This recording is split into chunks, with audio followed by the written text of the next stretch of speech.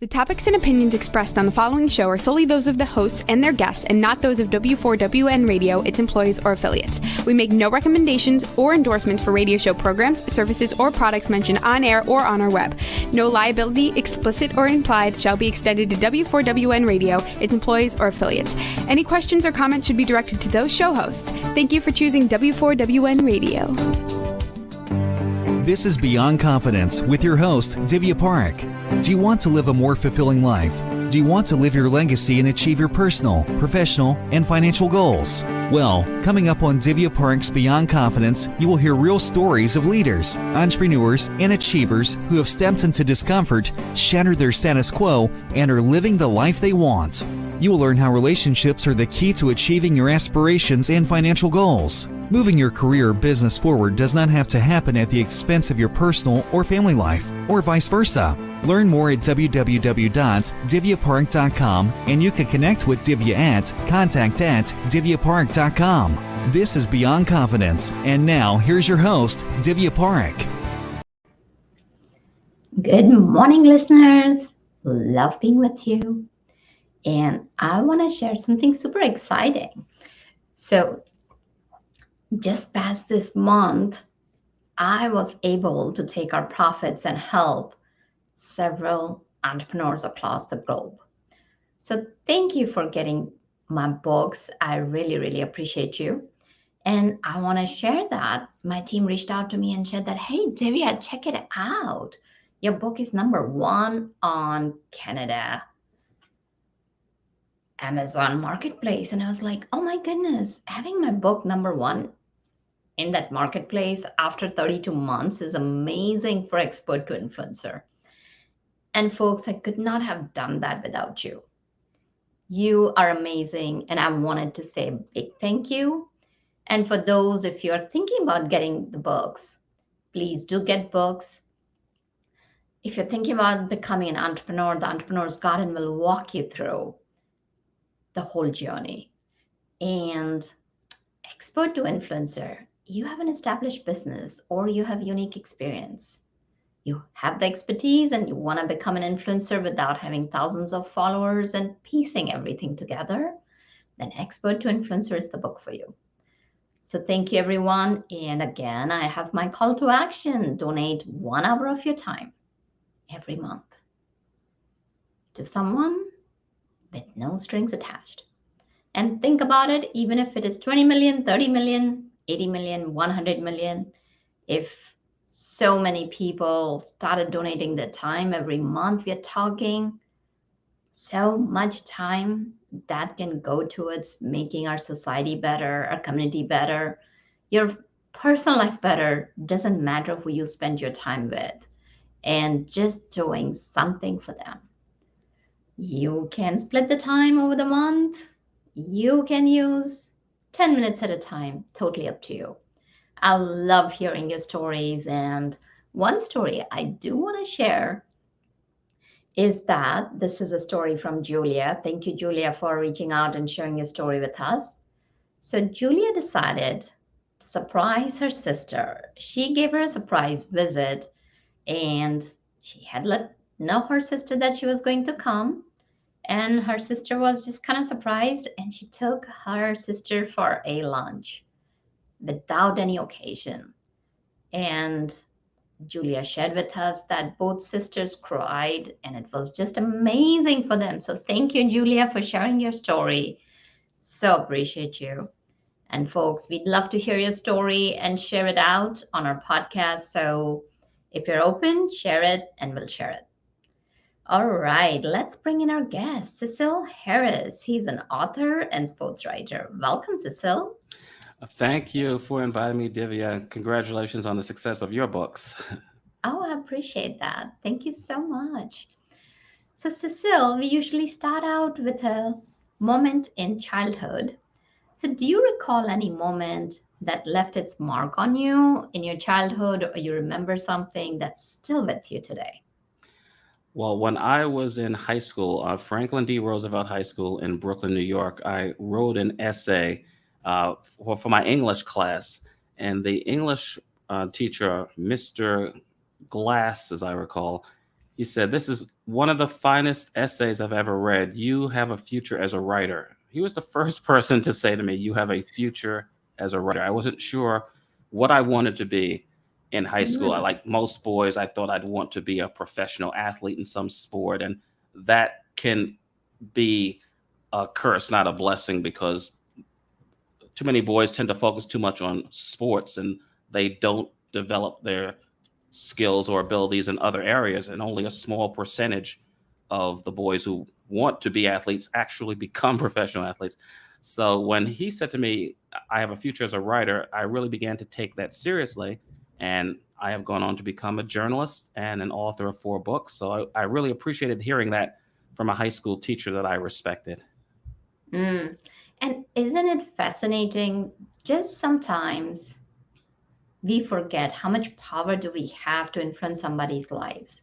And teachers, especially, it's just amazing. Yes. So Yes. your teacher shared that with you, and it stayed with you for the rest of your life. And then I've heard some horror stories where teachers have told students, like, oh, you can't do that. Mhm. So Yes. why not pick on the strength? And I firmly believe that every one of us has a strength in some area. Everybody has that zone of Mhm. genius. So if we can see that in someone else and share it with them, you could be transforming not only one life, but lives around that person. So, so powerful. I love that story. Thank you. I So, agree as with you you. continued, yeah, please go ahead.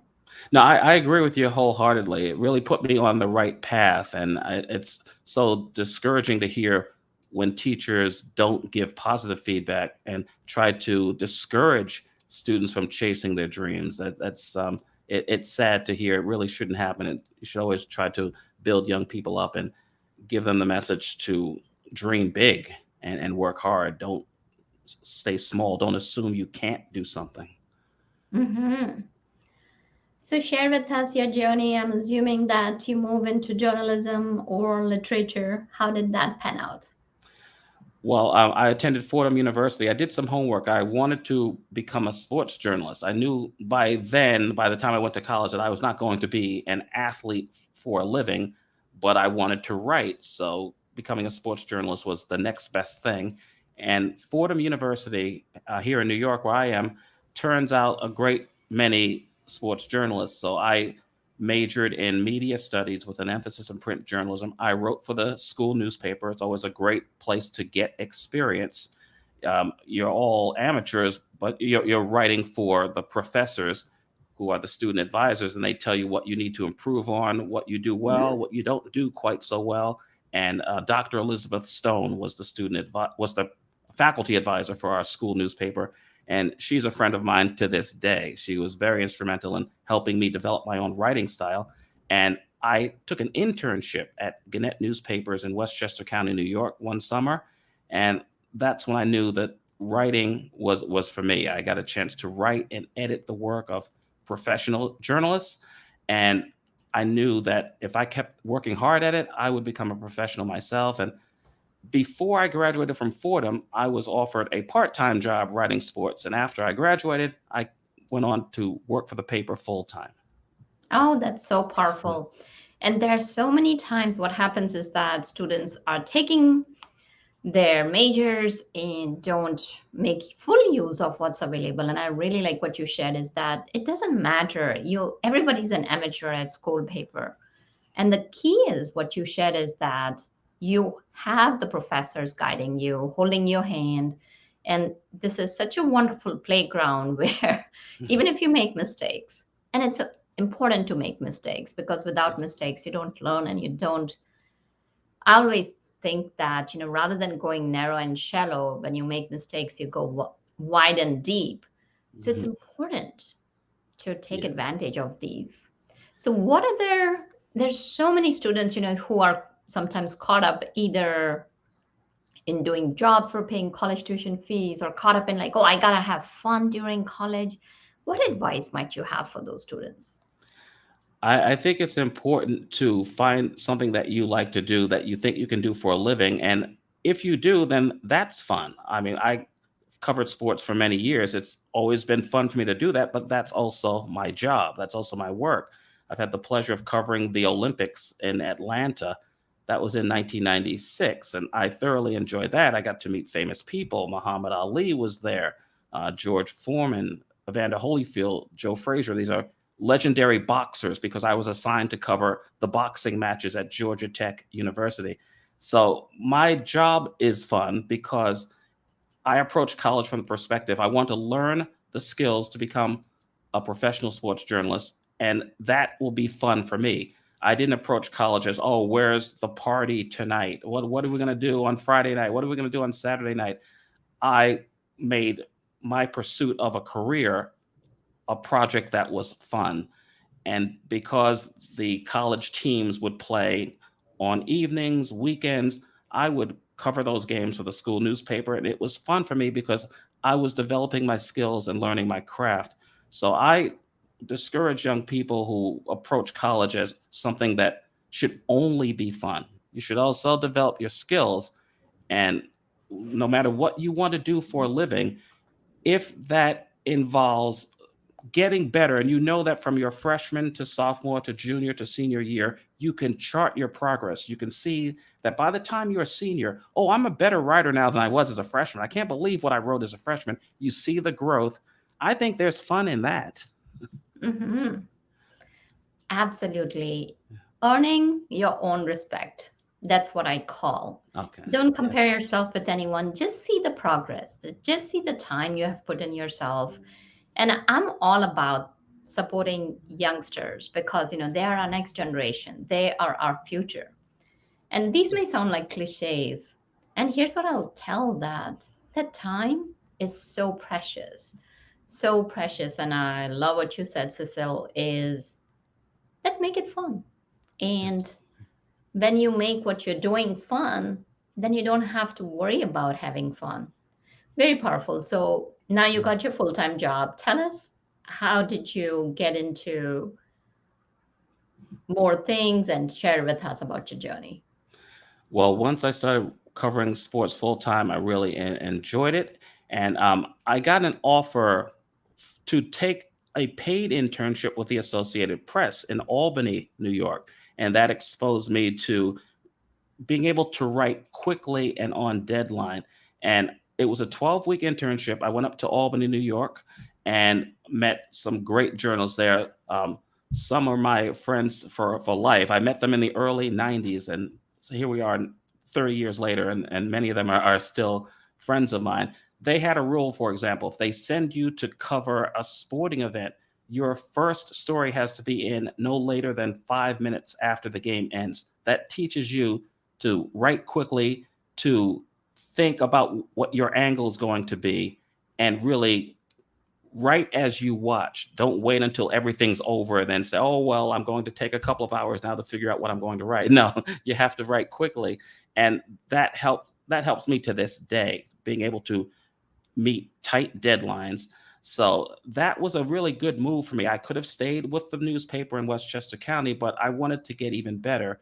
And I know that the Associated Press is a global news organization, and they're used to sending people out to write stories quickly and get them in quickly, but they're also well written and the facts are straight. And if you're quoting people, you're quoting them accurately. You're doing everything that a journalist needs to do well. And that was a great training ground for me. It really helped me get better. Yep. It's what I'm thinking over here is that you literally learn to think on your feet. Oh, yes, absolutely. That's what you need to do. It could be a sports story, it could be a news story, it could be a story of human tragedy, but you are there as a reporter and you're getting the information and filing it quickly and then going back and getting more information and filing again because the Associated Press is a wire service, not a newspaper. So you have tight deadlines established by your editor, not by, oh, we have to get the story on the news by 6 o'clock, or we have to get the story in print by 11 o'clock. There, it's a different sort of writing, and you do have to think on your feet, and you have to be accurate and quick.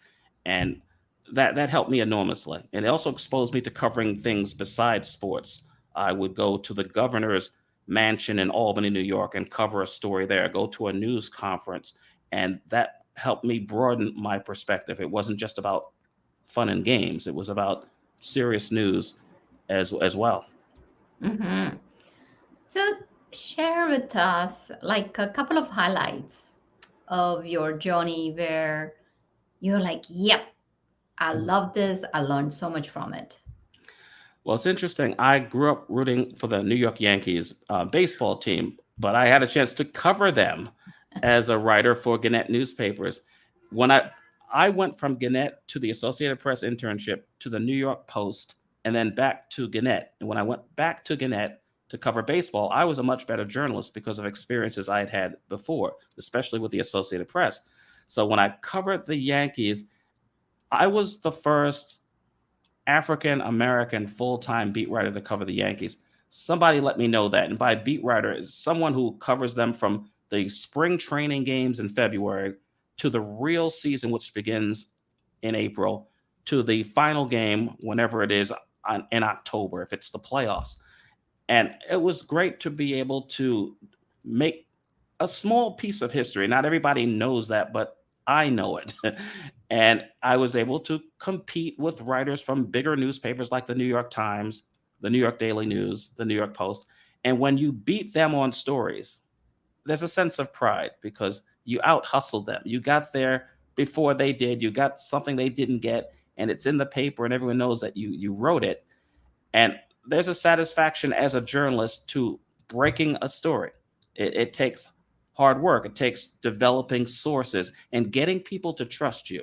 They think enough of your professionalism to say, I can trust him. I can give him this story and he'll get it right. So there's satisfaction in that. And as I continued to do well in my job covering baseball, I got an opportunity and offer to cover the Olympics for Gannett and USA Today. And that happened in 1996. And it was a thrill to cover a huge event such as the Olympics. And it was not in some far off exotic place. It was in Atlanta, Georgia, but I was very happy to be there. And I know the next Olympics in the summer will be in Paris in 2024. So I didn't get to go anywhere glamorous like that, but it was fun to spend 3 weeks in Atlanta at the Olympics, meeting journalists from all over the world, interviewing athletes from all over the world. And it was a major assignment. And my mother was still alive then, God bless her. I would send clips of my stories to her, and she would take them to church on Sunday and show them off. My son wrote this. Oh, what a thrill. Not only for that was great. yourself, but for your mom. Yes. And so much pride and joy that she could use. And Yes. Cecil, I gotta tell you, you've gone up a notch in my book because I'm a Yankees fan. And listeners Ah. may be saying, I'm partial. Well, I gotta tell you, I'm a longtime Yankees fan. So I'll be happy to send you my second book, which was on baseball. It's called Call the Yankees, My Daddy. Has to do with growing up a Yankees fan in a Mets household and then becoming a Yankees beat writer, as I mentioned. It's interesting to cover the team that you rooted for as a boy. oh, of course. And oh gosh, I can't even imagine growing up in a household that is a Mets fan. We had Because one television. rivalry. It was tough. Yes. We had one television, and if the Yankees and Mets were playing at the same time, as they often do, my father and my brother, my older brother, they outvoted me. They would get to watch the Mets on TV, and I would have to listen to the Yankees on the radio. Oh, that's hilarious. And I said, congratulations on your Thank you. achievements. Thank Those are you. huge accomplishments that you have done in your life. And Thank that you. goes to show that if you stick to what you do, that you love, and if you stay the course, you can achieve big things in life. Yes, absolutely. Yes. And my adventurous spirit took me to Raleigh, North Carolina in 1998. Saw that the Carolina Hurricanes used to be the Hartford Whalers. They left Hartford, Connecticut. They resettled in Raleigh. And the newspaper in Raleigh, the biggest newspaper, the News and Observer, really did not have anyone who could cover hockey, who really knew the sport well enough. And after their first year in Raleigh, the newspaper launched a search to find someone to cover the team. And I thought that would be a great experience. I had never lived outside of New York State. I applied for the job. I got the job, moved to Raleigh to cover hockey and really help to grow the fan base for the team. It's great now to watch the Carolina Hurricanes play on TV, and the stadium is packed. The arena is packed with 18,000 people. Because I remember many nights when they were playing in Greensboro, North Carolina, and the stadium was not packed. So the sport has grown, and I like to think that I helped with my writing and reporting to help make the sport more popular. And it was a great experience because I met so many people in North Carolina who are still friends of mine, people from the newspaper and people who I met. So it's working in journalism has allowed me to travel a great deal, meet people from different backgrounds, and in many cases, make lifelong friends. And that's what I like about what you're sharing is that make lifelong friends, make relationships. It's not that you need a source or you need a connection. It's about building those relationships. It's about building a family as you go along. Yes, And yes. you mentioned about getting your unique voice heard in the landscape of media. Let's say there are young journalists out there, or young entrepreneurs, or for that matter, seasoned entrepreneurs. What would you recommend? How can they get their voice heard? Well, there are so many great ways to do that now, Divya, through blogging. That's one way. You can establish a blog and write regularly, and people will begin to find out what your passion is, what you know, what you like to write about. And even if you don't have a blog yet, you can comment on what's written in other blogs. And if you comment often enough, you may be asked to write a guest blog for that particular blogger, and that can you can develop a relationship that way. If you're more interested in the broadcast side of things, you can start a podcast or follow certain podcast hosts that you like and communicate with them on a regular basis. And it may lead to you becoming a guest on the show. There's one interesting example I found out about. Regardless of what people think of his politics, Sean Hannity has had a talk show on the Fox network, Fox News channel for the past 25 years.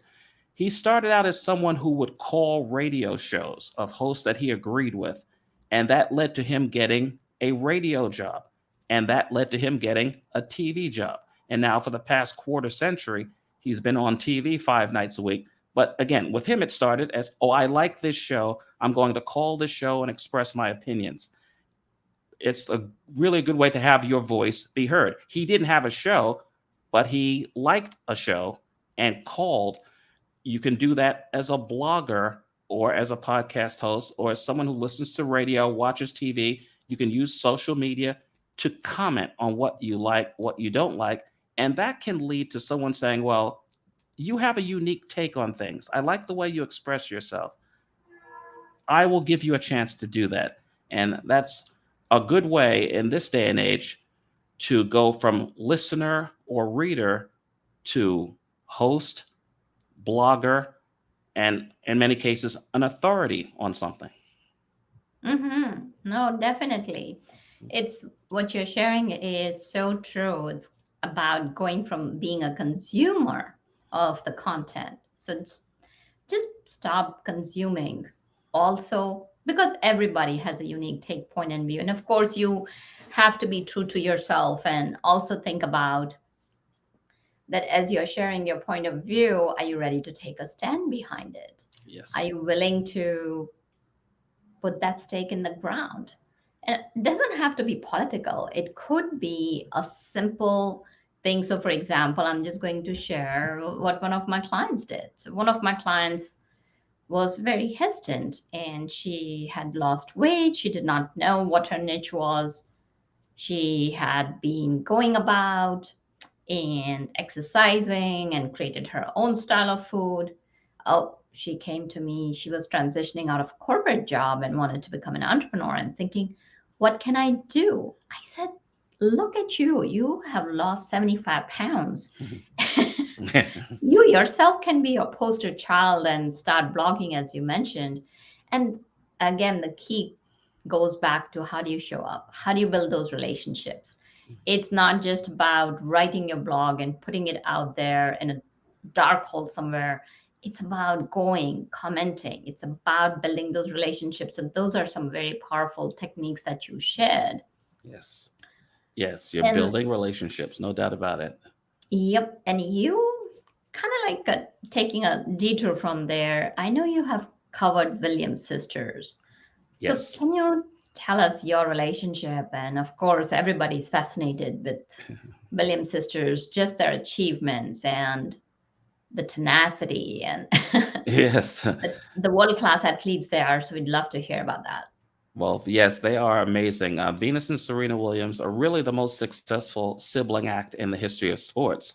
And I saw tennis as just an assignment for me. I would occasionally be assigned to cover the US Open here in New York in the early 90s before the Williams sisters were even heard of.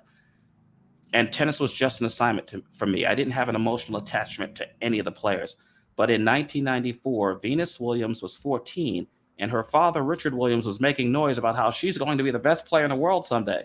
Now, tennis is a predominantly white sport. Venus Williams, a black girl from Compton, California, which is not exactly a tennis hotbed. Yet her father was touting her, praising her, telling everyone who would listen, my daughter Venus is going to be the best player in the world. So that got my interest. And when Venus played her first tournament in Oakland, California, Halloween night, 1994, I stayed up late to get the results from the West Coast. Venus won her first match, lost her second to the second best player in the world, so no shame in that. But she showed everyone who was there, everyone who was paying attention, that she is going to be a future star. She did have enormous talent, and her parents showed her unconditional love, and they were her biggest fans. And I think that had a lot to do with it, too. She got nothing but encouragement and love from her father and her mother, Oracene Price. So I started following the Williams sisters very closely. I didn't actually write about them until the year 2000 when Venus was 20 and her younger sister Serena was 19.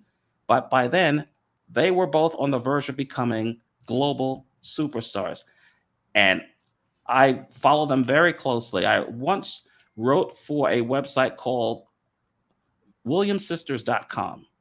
And it was all about what the Williams sisters were doing at all these tournaments.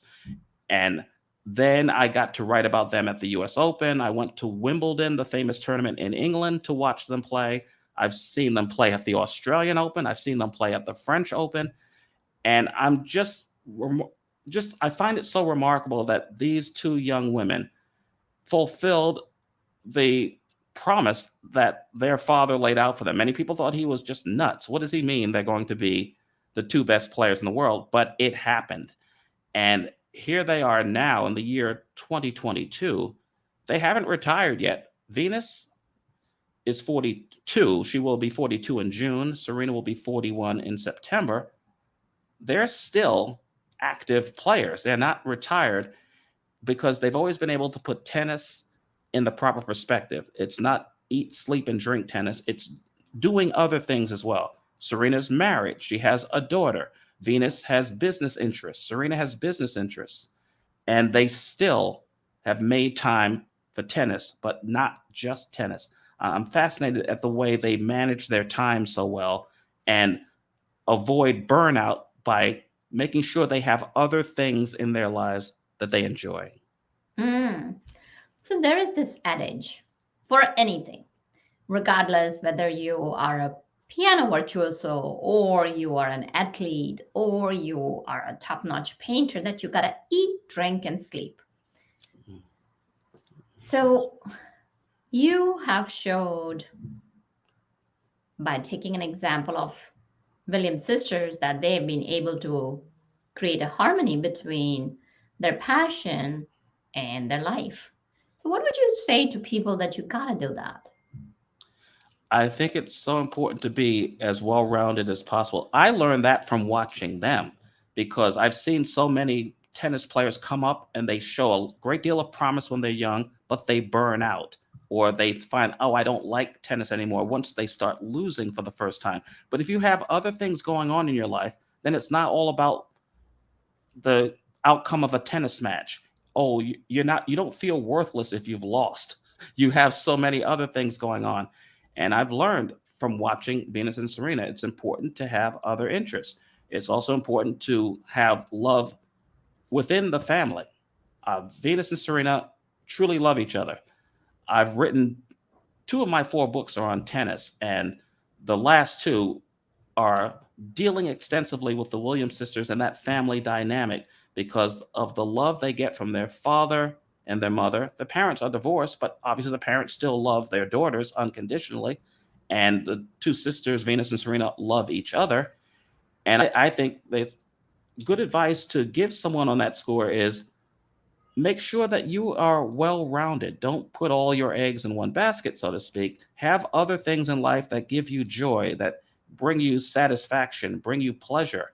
So you're not just relying on what may happen on your job. You have a more Mm. fulfilling life. So what stayed with me was that you're not fully dependent on one thing. And let's say if you lose a match, you don't feel defeated. And Yes. this kind of plays into that living a full life. And when you have more areas that are enriching your life, then you can bring your even better best Yes. That's so through true. that match. And you're coming a full wholesome rather than with that pressure and stress and anxiety that what will happen. And that I from what you're sharing is that it feels like it allows you to blossom even more than just being focused 24 by 7. I agree. I think the Williams sisters have shown that they have so many other interests, not so many that they spread themselves too thin, but interests besides tennis. They are globally known as tennis stars, but that's not the only thing they do. And you're so true. You're so in what you say. If all you do is tennis and you lose a big match, you could feel defeated. You could feel down on yourself. But if you know, oh, the sun's going to come up the next day and you have other things going on and you have the love of family and good friends and other career pursuits, you'll always know that you have value. You always will approach that next day with a smile and with enthusiasm because it's not all about the outcome of any one match or any one game. And I think that's a very important life lesson. I think people can really look at their example and see that even though they both turned professional at 14 and now they're both in their early 40s, they're still finding time, making time for tennis because they still enjoy it. Whereas the people they competed against back in the 90s, they're all retired. And in many cases, they were people who were practicing 5, 6 hours a day and just thinking tennis and nothing but tennis. And that's how you burn out. That's how something becomes not as much fun as it was before. That's how something can become a burden to you when it was once something that you enjoyed. I think you can enjoy something a lot longer if you develop other interests and have other things going on in your life. Hmm. So, what I'm hearing surface is that harmony brings empowerment, enrichment to your passion rather than detracting from it. Yes, yes, yes, So, going back to our favorite Yankees, what would you say? You covered them. What yes. were your couple or two or three takeaways from seeing them play and see as a team? Because they have always, sometimes they get a bad rap that, oh, yeah, Yankees can bring in the top notch players, that Yankees this, Yankees that. And yet I've seen them come back time and time again, even if they have faced difficulties. So if you could share that, that would be great. Okay, I will take 1996 as my first example because that team was not expected to do very well and they won Mhm. the World Series that year. That is my all time favorite team in any sport, the 1996 Yankees. Joe Torre became the manager that year. He had managed three other teams: Atlanta Braves, St. Louis Cardinals, New York Mets, and he had a losing record. But the Yankees hired him anyway because they knew he was good at bringing people from different backgrounds together, but he just had never had the most talented team before. One of the Yankee advisors, Milton Richmond, told me Joe Torre is the right man for this team because George Steinbrenner, the owner, will bring in the best talent. And when you see Joe Torre manage a team with great talent, you'll see a championship team. And that's exactly what happened. It was interesting to document that whole journey as a journalist. You have 25 players in the clubhouse, 25 different personalities. You have to mold them into a team. They don't all necessarily have to like each other, but they all have to work together toward achieving a common goal. And I saw how that group of 25 Yankees became a team in 1996, and they won the World Series. And there was a big ticker tape parade here in New York, and I got to ride on the media bus with the confetti falling on. They didn't know who was in the media bus, but I was in it, and they're throwing the confetti on us. And they go to City Hall, and the Yankees get keys to the city, and everyone in New York took pride in their accomplishment because it was so unexpected. That was not a Yankee team that people thought would be great. Now, 2 years later, in 1998, when the Yankees won the World Series again, everybody expected them to win. And, Divya, that brings a certain amount of pressure. When everyone expects you to win, there's sort of a target on your back. Everyone wants to take you down. But that Yankee team persevered, and they said, okay, everyone expects us to win. That doesn't mean we have to shrink in the face of that pressure. We can rise to that. And they won the World Series again in 1998 and 1999 and 2000 when everyone expected them to win. There's this cliche in sports, it's more difficult to win when people expect it to win, when you expect you to win, but not necessarily. If you approach it the right way, if you embrace that pressure and say, well, they're telling me I'm the best, so let me show them that I'm the best. And that's what that Yankee team did from 1998 to 2000. They did not shrink or wilt under pressure. They rose to the occasion and said, okay, we also believe we're the best. Oh, love that. Don't shrink under stress. Rise up to it. Very powerful. Some very powerful statement here. And since you have covered, I know it's probably been covered to death about Williams' sisters, but from your unique perspective, what would you say are, again, a couple of takeaways for youngsters or for anyone for that matter? I think it's so important. If you find something that you love, it's so important to have that parental support, to have the support of adults around you who can really encourage you and keep you on the straight and narrow. Make sure you don't get sidetracked. Okay, you may miss some parties on Friday night, Saturday night while you're practicing your tennis or practicing your musical instrument. But if you keep that major goal in mind, you'll realize that in the long run, it helps you to miss those parties and concentrate on developing your skills and being the best you can be. And I saw that in Venus and Serena, who were coached by their parents at the very beginning. Their parents had to get tennis books and videos to teach themselves enough to teach their daughters. And so it was a family project. And it's great to have that family connection of strong love and unyielding support for one another. And once you embark on that professional career, as we discussed earlier, you're not going to win everything right away. You have to deal with losing. And when you lose, you have to be able to take lessons from that. I lost because of, and go back and correct what you may have done wrong or improve in areas where you were weak, which caused you to lose. And I've seen the Williams sisters do that. They perfected their all-around game. And in Serena's case, she's regarded as the greatest female tennis player of all time. And she has more Grand Slam victories, 23, than any other player, male or female, in the history of what is called the Open era that began in 1968. Serena wasn't great right away, but she has continued to work at it. And she's a legend. Her sister Venus is a legend. And again, familial support, unconditional love, a strong work ethic, self-confidence, learning from mistakes, continuing to work hard, and not taking anything for granted. Once you get to the top, that doesn't mean you have to you have to fall right away. No one stays up there forever, but you can delay that fall as long as possible if you continue to work hard. And I saw in them a willingness to work even harder to try to stay on top than they did in their rise to the top. And that's an important Mhm. life lesson for anyone, I believe. Oh, absolutely. So coming back full circle to journalists, let's say there may be folks who are just dabbing their feet in, whether it's entrepreneurs, journalists,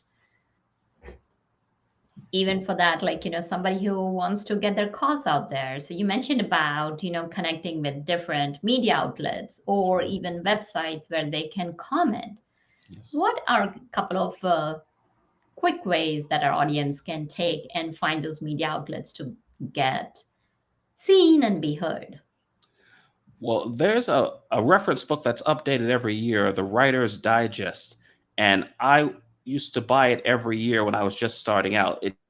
It shows you different markets for your work, publications that will take work from freelancers or people who are not full-time journalists, and they'll publish you. You'll begin, you'll be able to establish relationships with editors who will work with you. It's a good guide because you can find out where you can submit your work and get positive feedback. Um, Failing that, again, blogging is a good way to get noticed, but commenting on blogs is an even better way to get noticed. Whatever you read, comment on it. And if it's constructive, then other people will reply to your comments and you can start a dialogue. And hopefully, the person who owns the blog will contact you and thank you for all your insightful comments and give you a chance to write a guest blog. That's a good way to break into the print side of things. And you can compile those blogs as news clips and submit them to a local newspaper or magazine, and perhaps you'll get a chance to write for them. And now you're getting paid to write. Now you are a professional, and that puts you on a whole different plateau. Taking the blog Absolutely. posts, using them as clips to get a paying job. And once you've done that, you're a professional, you're in the business. You can use those clips if you want to move up to a bigger newspaper, or if you're fine just where you are, it's in your hometown where you're comfortable, you can carve out a career for yourself writing for that publication. And on the Mhm. broadcast side of things, I think listening to podcasts, listening to radio shows, that sort of Sean Hannity technique of constantly calling in. So you become a familiar voice to the listeners. It's not your show, but they hear you almost every day.